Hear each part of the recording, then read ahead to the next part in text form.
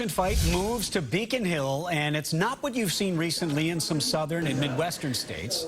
Some Massachusetts lawmakers are hoping to expand legal abortion rights and put them in writing in case the Supreme Court makes changes to Roe versus Wade. But some are concerned about late-term abortions and parental consent language.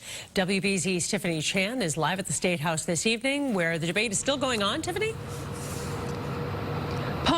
Paula and Liam, the hearing continues inside of the Massachusetts Statehouse. Hundreds of people, both pro-choice and pro-life advocates, showed up today. Many wanted to make their voices heard, so much so there was a line simply for a seat inside of the auditorium.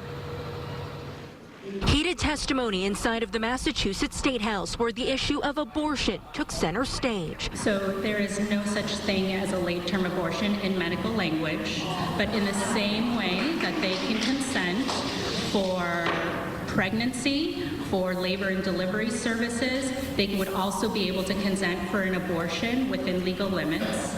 A clear divide in a packed auditorium with pro-choice advocates in pink T-shirts and critics of the so-called Roe Act in red. The bill would allow a woman to get an abortion after 24 weeks of pregnancy if the baby's life or health is at risk.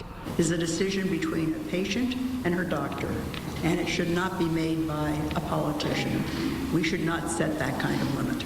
The debate intensified around a proposal that would allow a minor as young as 12 to get an abortion without telling their parents or obtaining a judge's consent. We're talking about two lives, the mother and the child. Both should be protected.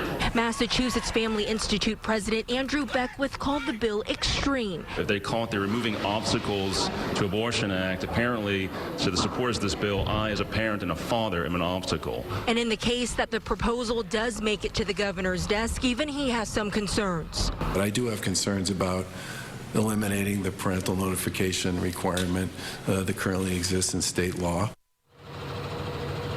And Governor Baker says he wants to see the full bill in its entirety before he signals his support, and telling by how many people are inside still waiting to testify, this hearing could go well into the night. Live in Boston, I'm Tiffany Chan for WBZ News. Tiffany.